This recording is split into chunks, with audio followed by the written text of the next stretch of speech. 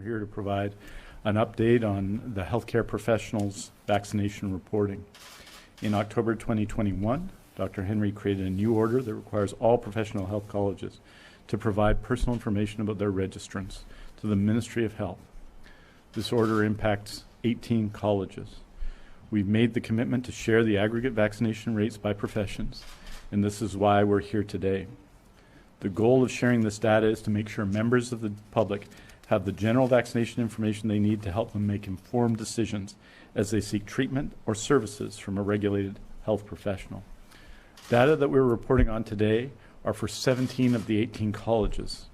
About 94% overall have been vaccinated or are medically exempt. I just want to note on the 17 or 18 side, we're not reporting data from the College of Nurses and Midwives today, but you do have very significant information. We know that the vast majority, and I mean the vast majority of nurses, work in the public healthcare system, and the vast majority of those nurses have been vaccinated to the tune of 99%. So when those numbers are introduced finally into these numbers, we'll see them go up, not down. That nurses are extremely well vaccinated in BC. For those of you keeping track of these things, the highest level of vaccination is the College of Dietitians, followed by the College of Physicians and Surgeons in BC at 98%. It's expected, as I say, the data for all things, including nurses, will be available in the coming weeks. And just remind everyone that nurses represent about 46% of all those in health professional colleges. So they're about, the rest of them are about 67,000. The nurses are about 63,000. That's why it's taking just a little bit longer. I want to say two things just finally, and then I'm going to hand it over to Dr. Henry. The first is that about just under 80,000, 78,362 people in BC have received their fourth dose of COVID-19 vaccine, that the priority in the month of April was long-term care and those who are clinically vulnerable, who had received, in effect, their first or their third vaccinations soonest. Over this month of May, we're going to see a very high number of those over 70 reach 182 days and then be eligible for their fourth dose vaccination. We're going to have a week, next week in fact, when 75,000 people over 70 reach that level, and they'll all be invited to be vaccinated. And as you know, there are hundreds of locations across BC, in the hundreds, particularly in community pharmacy, some from health authorities in community pharmacy, and we encourage everyone. Haven't got your first dose, get your first dose. And happily, I'm happy to say about 1,000 people have received their first dose of Novavax since it's become available, and more are coming every day. If you haven't got your second dose, get your second dose. If you haven't got your third dose, get your third dose. That's more than 1 million people invited who haven't got their third dose yet. And of course, for those over 70, those who are clinically vulnerable, for those who are on long-term care or supporting people in long-term care, that's vital as well. So with that, it's my honor to introduce Dr. Bonnie Henry to share a few words. Thank you very much. It's been a while. And thank you. As you know, we've been on a long journey around vaccination, and we have safe and effective vaccines that have really changed the game for us. As you know, in October, we issued an order around hospital and community healthcare and other services COVID-19 vaccination status, and that meant that people can be reassured that in our public healthcare system across the board, from hospitals to community to long-term care settings and public health settings, everybody who they receive services from is vaccinated and protected. And these orders have helped protect our healthcare system by ensuring that we have that high level of coverage in these essential healthcare settings.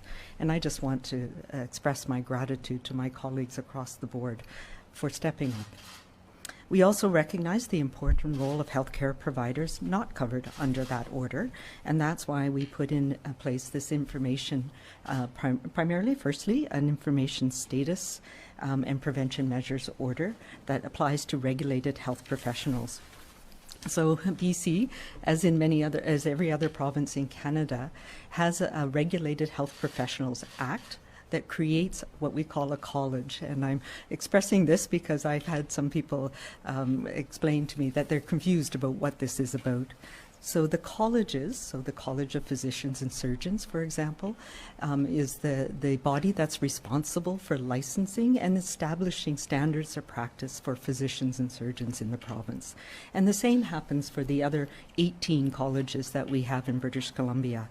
And they have an important role of, as I said, establishing these standards of practice, ensuring that people who are licensed to practice as a regulated health professional meet the standards for licensing, and their primary role is protection of the public. And this is what a profession is having a self-regulating body with the focus on protecting the public. So I've been working, in my office, have been working with each of the colleges to first understand the vaccination status of all of the registrants, so all of us who are registered and licensed to practice, and then to develop the standards so that we can ensure people can make their own informed decisions about whether to receive in-person services from a regulated health professional. So not surprising to me, much like other British Columbia residents, there is a very high degree of COVID-19 vaccination coverage amongst all regulated health professionals in British Columbia. Among practicing regulated health professionals, 93.9% have completed the at least two-dose vaccine series or have a medical exemption from my office as of April 25th. So as the Minister indicated, we have not yet got the final numbers from the College of Nurses and Midwives, and this is because there are so many registrants, and it is a process, and I've mentioned this before, that it was a lot more challenging than we initially thought in terms of being able to link people and then determine and have the colleges reach out to each of the registrants for whom they did not yet have information on vaccination status. So the aggregated data that we're putting out today likely underestimates a little bit vaccination coverage, mostly because, as we mentioned, the College of Nurses and Midwives have had some challenges in getting the status. And there also is, we have a column where people are either known to be non-vaccinated or for whom we don't yet have information. And as you are probably aware, there's new registrants, new people coming in to practice in different parts of our health system every year and every month. And so it takes some time for those to be updated. But what we do know, as was mentioned, the College of Dietitians, so people who work in our dietary world across the board, and the College of Physicians and Surgeons are the highest rates at 98%. And the College of Occupational Therapies is close behind at 97%. And we've put out a list so people can see. And this is, will help you understand that the levels of immunization are very high in most of the registered health professionals. Practicing registrants who are least likely to be reported as fully vaccinated are the College of Naturopathic Physicians, the College of Chiropractors, and the College of Traditional Chinese Medicine Practitioners and Acupuncturists. And there's some variation between each of the regulated health professionals amongst those colleges. But I will say that I am very proud that all of these are very high rates of immunization, and I think we can be reassured that across the board, regulated health professionals understand the value of vaccination in protecting both themselves, the people they work with, and the people we care for. We will continue, my office, to work with each of the colleges to ensure that we have standards in place so that people will be able to make informed decisions as they seek treatment from individual practitioners across BC. So because we have this very high rate of protection from vaccination, it has meant that we have weathered this Omicron storm over the last few months without overwhelming strain on our healthcare system that has been seen in some other jurisdictions. But it has not been easy in any way, and I cannot imagine where we would be if we had not stepped up across this province to thank everyone who did their bit by getting vaccinated. This has allowed us to remove restrictions and get back to more of those important, essential social and other activities that we love, and to come together again. But we know that hospitalization and infection rates from the data that we put out, they've leveled off somewhat But we are still in this pandemic, and we know there are still strains on the healthcare system.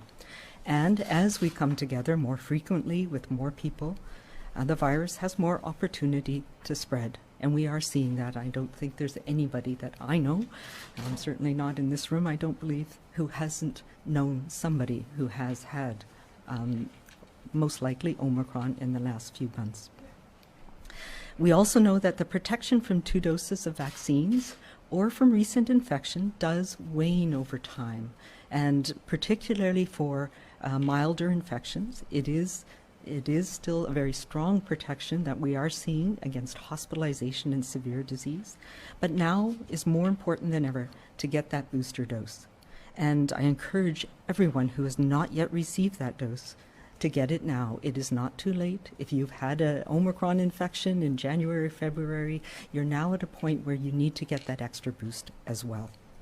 We continue to see circulation of BA.2, and particularly the strain that is even more infectious, the BA.2.12. We see that in certain areas of the province more than others. And we are also seeing some other variants like the BA.4 and .5, which are seen in other jurisdictions as well. What we know now, in reality, is that 3 doses of a primary series of vaccine is needed to protect against Omicron. And yes, it does increase our protection against infection, even mild infection. And it also boosts that protection against severe disease and protects you from some of the long-term complications of COVID-19 that we are seeing even young people with milder illness can experience. I also would encourage everyone who is 70 or older, First Nation, Métis, and Inuit peoples in British Columbia, 55 years of age and older, and people with immune-compromising conditions, so our CEV groups, to get their second booster or 4th shot. We know that also makes a difference right now. We need to be aware that the SARS-CoV-2 virus is still circulating around the world, and I don't need to say that. This virus is pernicious and it's changeable. So while the level of immunity that we have from recent infection and from the high rates of vaccination we have here, and the fact that we're entering the spring and summer season where we know there's a bit of seasonality to this virus spread, means we will likely have some reprieve in the next few months. But we need to plan for what's coming, and particularly I'm concerned and working with my team to look at what are the possible scenarios that we may face given our situation, our demographics and our immunity levels here when we get into the next respiratory season in the fall. We will need to manage influenza. We're starting to see a bit of it now, but influenza will come back in the fall now that we're traveling more, now that we're connecting more.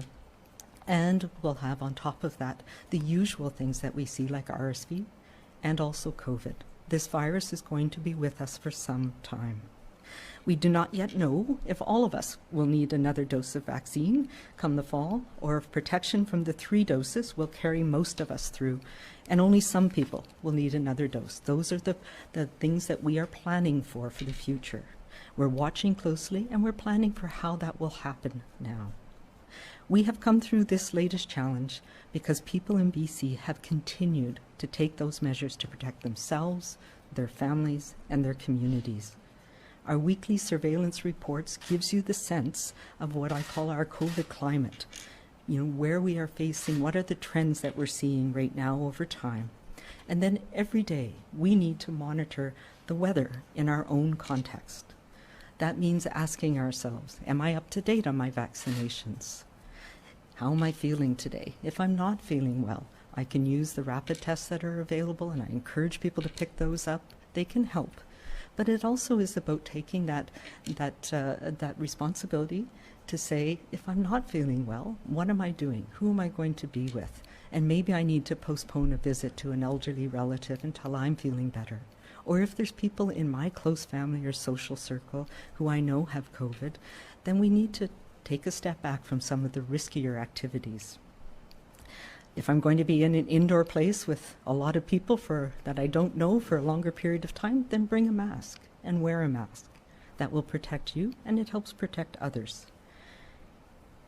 We are transitioning through this emergency phase of the pandemic, But we still need to be vigilant, and we still need to be aware of the things that we make a difference both for us personally and for those around us. We're not through it yet, but we are making a difference, and we need to continue to support each other as we have throughout this very long storm, with compassion and with kindness. Thank you.